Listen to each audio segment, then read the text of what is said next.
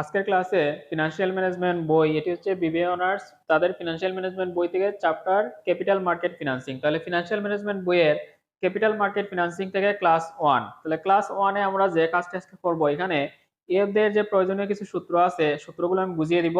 তারপর এখানে একটি প্রশ্ন লেখা আছে, প্রশ্নটি আমরা সমাধান করব। তাহলে এই ক্যাপিটাল মার্কেট ফিনান্সিং, এখানে সূত্রগুলো হচ্ছে এই যে এখানে সূত্র লেখা আছে, এই সূত্রগুলো আমরা বোঝার চেষ্টা করি, তারপর সবাই সূত্রগুলো শিখে নিলে এদের অঙ্কগুলো মোটামুটি সবাই পারবে। তাহলে সূত্রগুলো বোঝার পর যে কিছু অঙ্ক প্র্যাকটিস করে নিলে বা বইয়ের যে অঙ্কগুলো যার যার দেওয়া আছে সবগুলো অঙ্ক প্র্যাকটিস করলেই পারা যাবে। এক নম্বর হচ্ছে number of new share issued, কতগুলো নতুন শেয়ার ইস্যু করা হয়েছে সেগুলো আমাদের সংখ্যা জানতে হবে।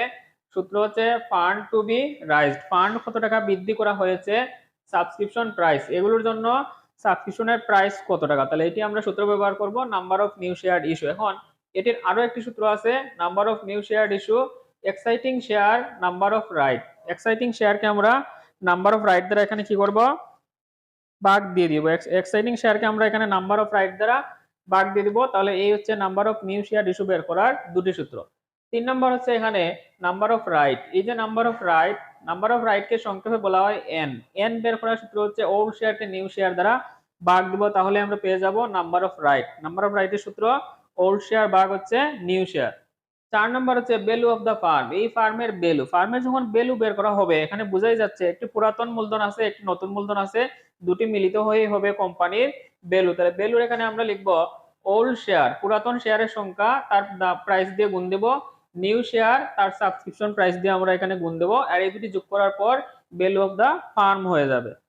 5 নম্বর হচ্ছে value of right with right. Value of right, এখানে আফটার বা বিফোর কোনো কিছু যখন লেখা নেই, তাহলে এখানে আমরা ধরে নিব এটি বিফোর। তাহলে এই এক রাইট এবং এক্স রাইট এগুলো নিয়ে অনেক ঝামেলা, এগুলো কয়েকটি সূত্র আছে, এগুলো বুঝে বুঝে ব্যবহার করতে হবে, কোনটি রাইট কোনটি এক্স রাইট, কোনটি আফটার কোনটি বিফোর। তাহলে এখানে লিখছে value of right with right, এটি আমরা মনে করব কি বিফোর। তাহলে বিফোরের রাইটের বিফোরের সূত্র হচ্ছে P O price of the share minus হচ্ছে সাবস্ক্রিপশন প্রাইস, আর এন হচ্ছে নাম্বার অফ রাইট, এন হচ্ছে কি নাম্বার অফ রাইট প্লাস হচ্ছে 1।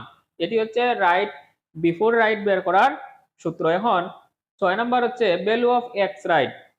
এই যে ভ্যালু অফ এক্স রাইট লেখা আছে, এখানে কিন্তু আফটার বা বিফোর কোনো কিছু লেখা নেই, তার মানে এটি হচ্ছে বিফোর। তাহলে value of X right before হচ্ছে PX minus SP by N. N হচ্ছে number of right, subscription price আর পুরাতন শেয়ারের মূল্য।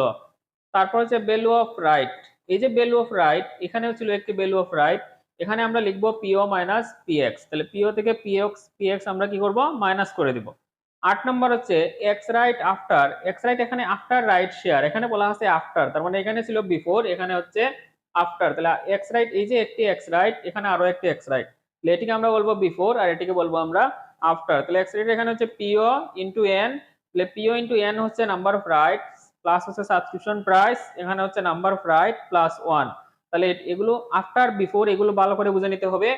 9 নাম্বার হচ্ছে রিকোয়ার্ড শেয়ার।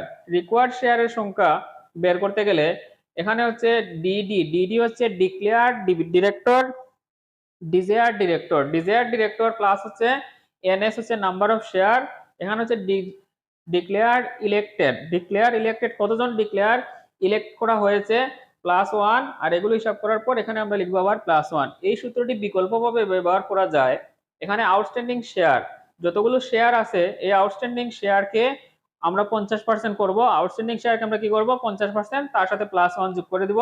এই রিকোয়ার্ড শেয়ার বের করার সময় এই দুটি সূত্র যে কোনো একটি সূত্র ব্যবহার করা যাবে। তাহলে আউটস্ট্যান্ডিং শেয়ারের 50% তার সাথে 1 যোগ করে দিলে আমাদের রিকোয়ার্ড শেয়ার হয়ে যাবে। এখন হচ্ছে director to be elected. Director to be elected একটি সূত্র হচ্ছে এসডব্লিউ, এখানে এসডব্লিউ শেয়ার ওন, কতগুলো শেয়ারের মালিকানা, মাইনাস হচ্ছে 1, ডিরেক্টর ইলেক্টেড ইনটু 1, তারপর এখানে হচ্ছে নাম্বার অফ শেয়ার। তাহলে এই যে কিছু সূত্র আমরা এখানে লিখলাম, এই সূত্রগুলো যখন কিছু অঙ্ক প্রত্যেকটা ক্লাসে ধাপে ধাপে আমরা সমাধান করে নিব, তারপর বুঝে বুঝে যার যার বই থেকে যে অঙ্ক আছে ওগুলো প্র্যাকটিস করে নিলে যে কোনো অঙ্ক সবাই আশা করি পারবে। এখান থেকে পার্ট বি এবং পার্ট সি তে অঙ্ক আসে, পার্ট বি তে ছোট একটা অঙ্ক আসবে, পার্ট সি তে 10 মার্কের অঙ্ক আসবে।